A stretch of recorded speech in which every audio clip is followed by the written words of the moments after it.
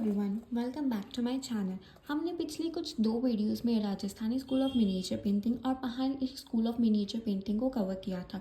सो आज की वीडियो में हम करने जा रहे हैं cover Mughal school of miniature paintings को, जो कि इजी भी है, ठीक है, बट थोड़ा सा इसमें थ्योरी है, हिस्ट्री है। सो अगर आप ये समझ सकते हो तो इजी होगा। हम इसको थोड़े से ही टाइम में पूरा कवर कर लेंगे with origin and development and paintings. So without wasting any time let's get started.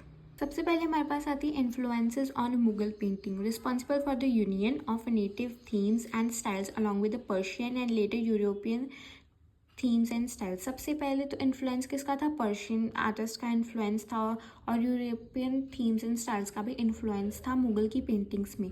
Synthesis of the Islamic धर्म, हिंदू धर्म, यूरोपियन विजुअल एंड कल्चर्स को रिफ्लेक्ट करती थी ये पेंटिंग्स। सबसे पहले डेवलपमेंट की बात करें तो बाबर 1526 से 1530 तक बाबर ने रूल किया था, जो कि फर्स्ट मुगल एम्परर था और उसकी काफ़ी ज़्यादा लाइकिंग थी पेंटिंग को। उसको पेंटिंग बहुत ज़्यादा पसंद थी, उसको कैलीग्राफी, म्यूज़िक, लिटरेचर बहुत ज़्यादा पसंद था और उसने अपनी एक ऑटोबायोग्राफी लिखी थी टर्किक लैंग्वेज में, जिसका नाम रखा था बाबरनामा, वॉज इलस्ट्रेटेड। ठीक है। Hardly get any surviving example of a painting during Babur time. Babur बहुत बिजी रहता था लड़ने में, जंगों में बहुत बिजी रहता था, तो उसके टाइम की पेंटिंग हमें बहुत हार्डली मिलती है। उसके बाद उसका बेटा हुमायूं जो है वो एम्परर बना।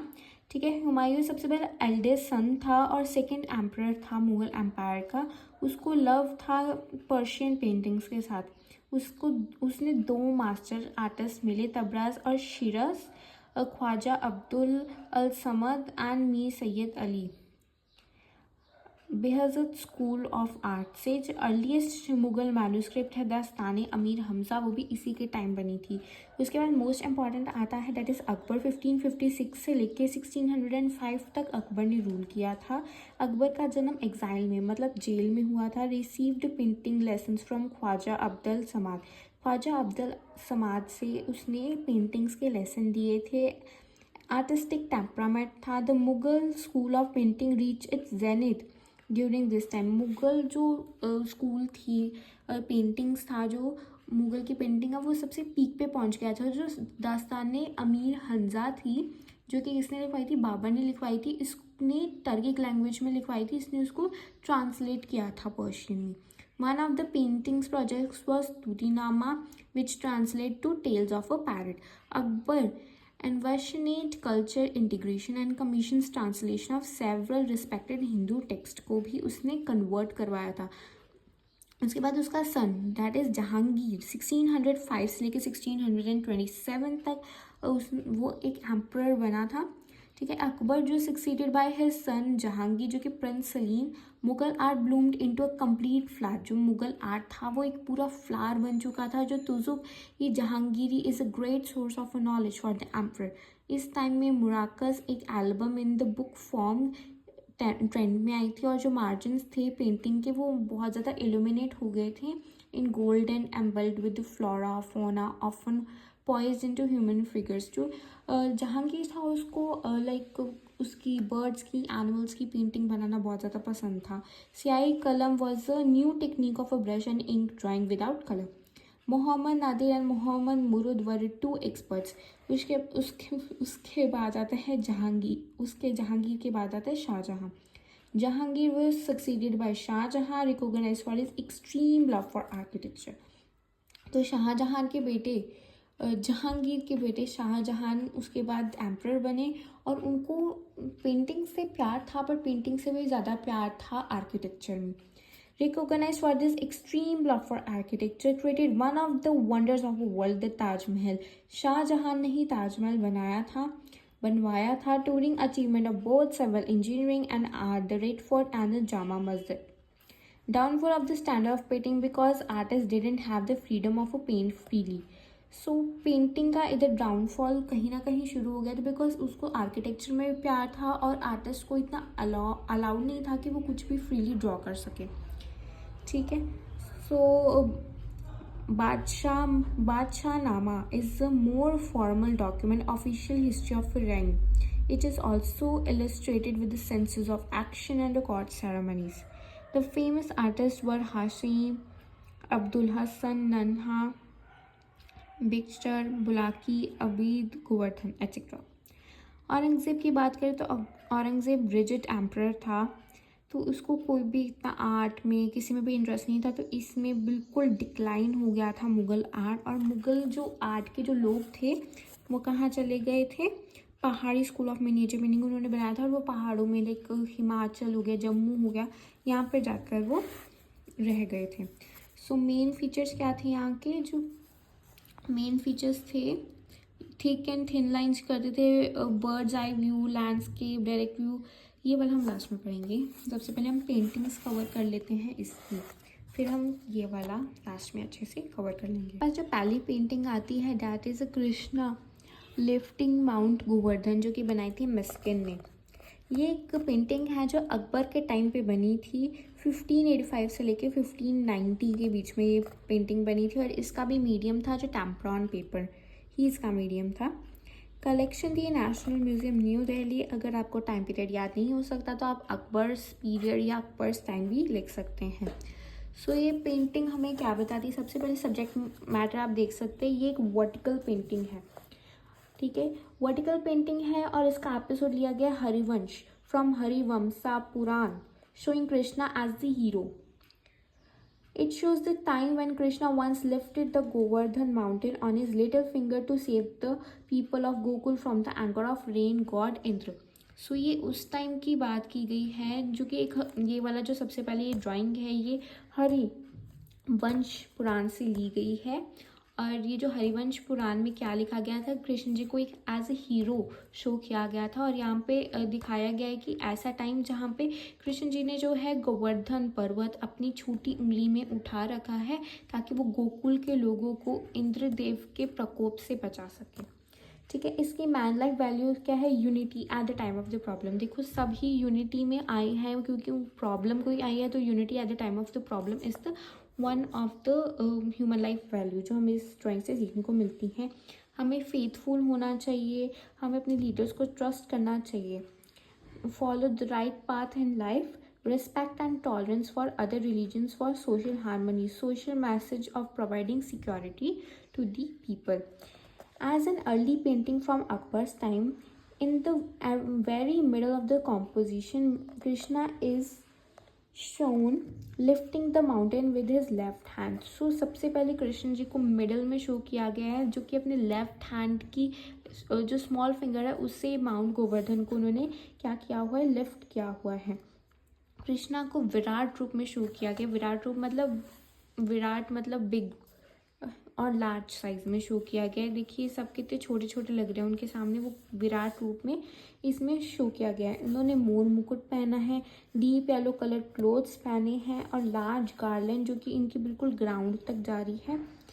ठीक है, कि उनका फेशियल एक्सप्रेशन से, उनके पोस्चर से वो एक बिल्कुल रिलैक्स पोज में लग रहे हैं, ना ही उनके फेस पे कोई वरी है। आखिर मतलब उन्होंने इतना बड़ा माउंटेन उठा रखा है और उनके फेस पे कोई भी वरी नहीं है, ये शो किया गया है।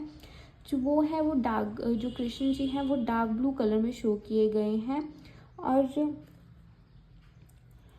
और ऊपर से डार्क ब्लू कलर में स्काई भी शो किया गया है, जो कि माउंटेन के अबव और बिलो शो किया गया है, dark blue colour of the sky. Below the mountain, people from a bridge are gathered with their cattle to seek shelter from heavy rain caused by the angry rain god.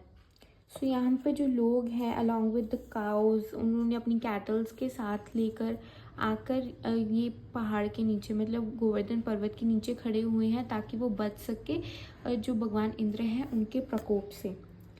ठीक है, the crowd is shown in different posters में show किए गए हैं, different gestures में show किए गए हैं, एक क्वाटिक सीन बना रहे हैं। ये painting captures the entire incident clearly. Entire incident इस पेंटिंग को देख के हमें समझ आ जाता है।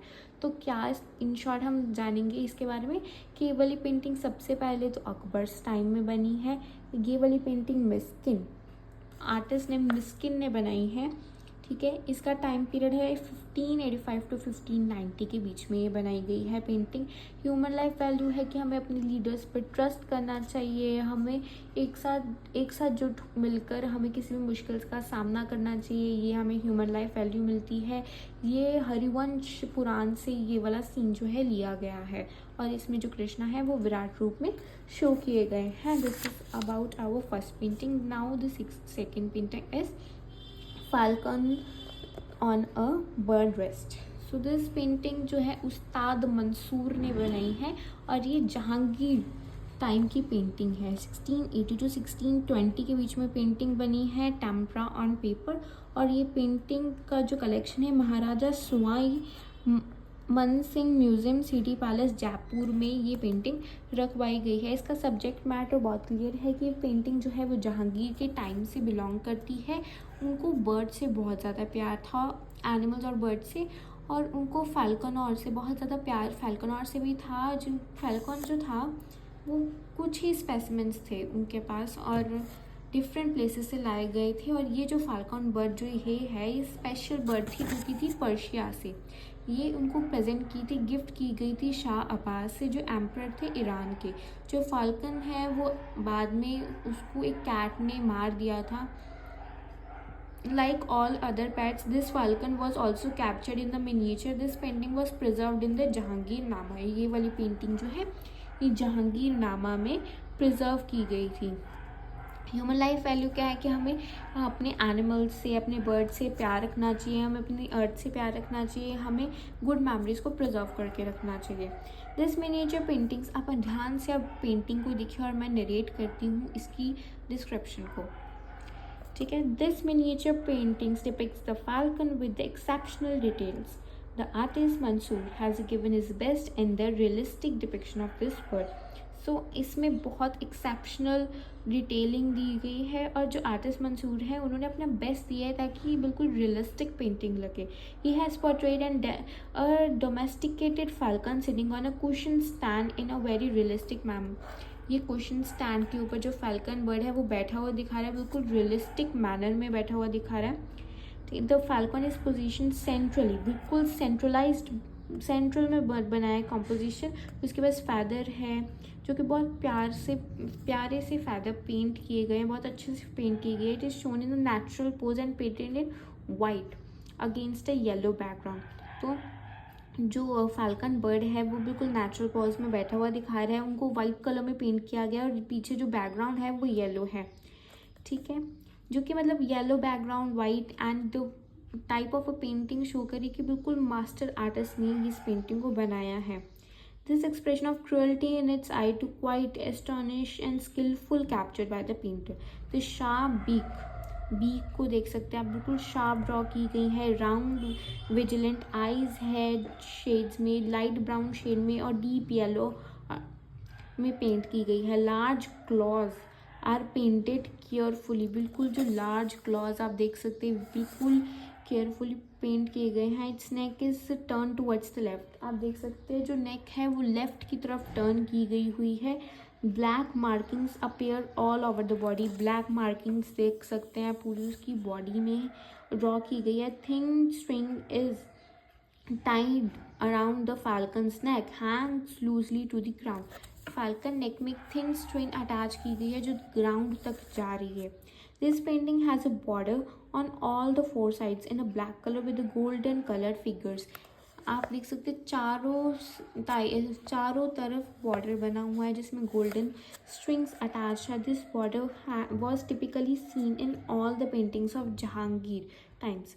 ये वाला जो बॉर्डर है वो ऑलमोस्ट हर एक जहांगीर टाइम में शो किया गया है, हर एक पेंटिंग में जो कि जहांगीर टाइम की है उसमें बॉर्डर शो किया गया है।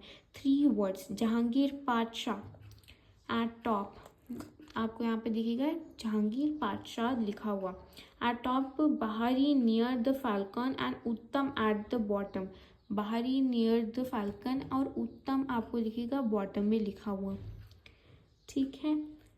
Is written in Devanagari script. बाहरी मीन्स फाल्कन एंड उत्तम मीन्स एक्सेलेंट। बाहरी का मतलब होता है फाल्कन और उत्तम का मीन्स होता है excellent.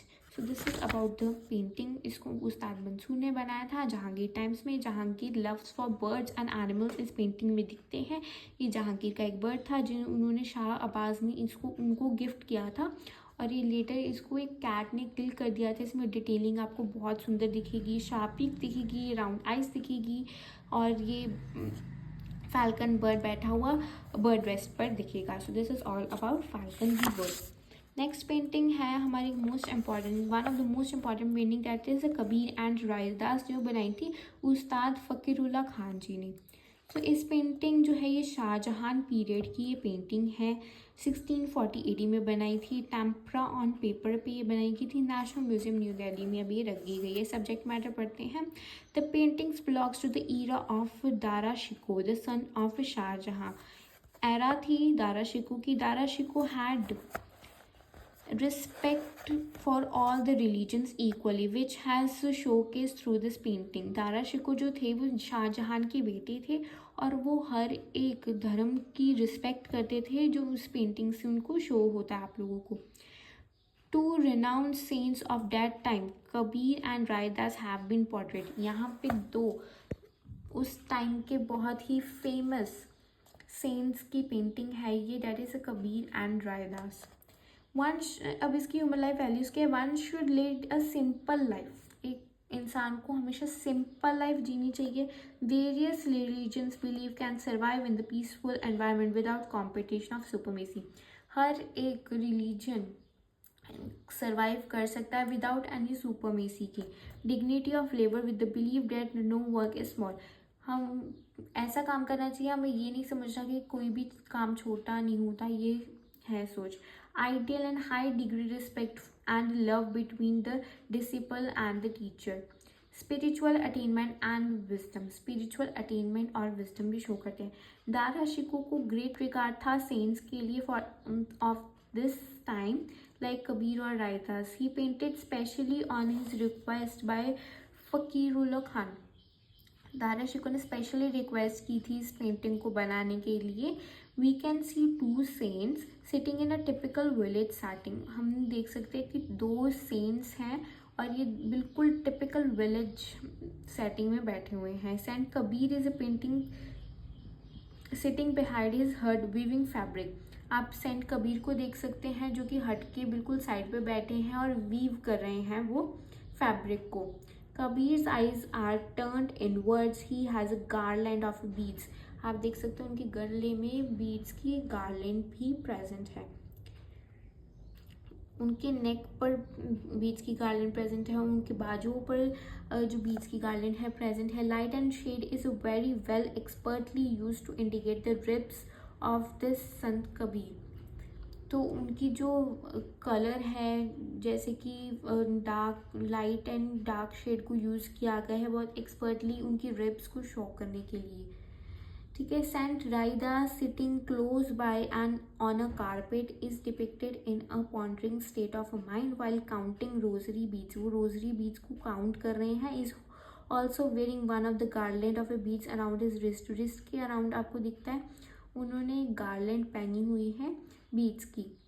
They both are clad इन धोतीज। उन्होंने दोनों ने धोतीज पहनी हुई है और उन्होंने टर्बन टाई की हुई है उनके हेड पे। The artist has a skillfully used shading with the earthy pigments along with the use of white। Over here the simple and peaceful life of villagers show की गई है। ठीक है। where work and worship go hand in hand। जहाँ पे काम भी साथ साथ होता रहता है, पूजा पाठ भी साथ साथ होता रहता है। जो बैकग्राउंड जो है वो हट का बैकग्राउंड है। लैंडस्केप ड्रॉ किया गया है, बिल्कुल ऐसे रूरल इंडियन विलेजेस की वाइब वाला बैकग्राउंड ड्रॉ किया गया है। जो कलर्स यूज़ किए गए हैं वो ब्राउन ब्लैक और वाइट स्टाइल में कलर्स यूज़ किए गए हैं। जो पेंटिंग है वो टू बॉर्डर शो करती है मेड इन ब्राउन। ये देखिए एक तो ब्राउन में बॉर्डर ड्रॉ किया गया है और एक golden and in golden colour जो कि फ्लोरल मोटिव्स शो करते हैं, जिसमें फ्लोरल फ्लावर्स शो करते हैं।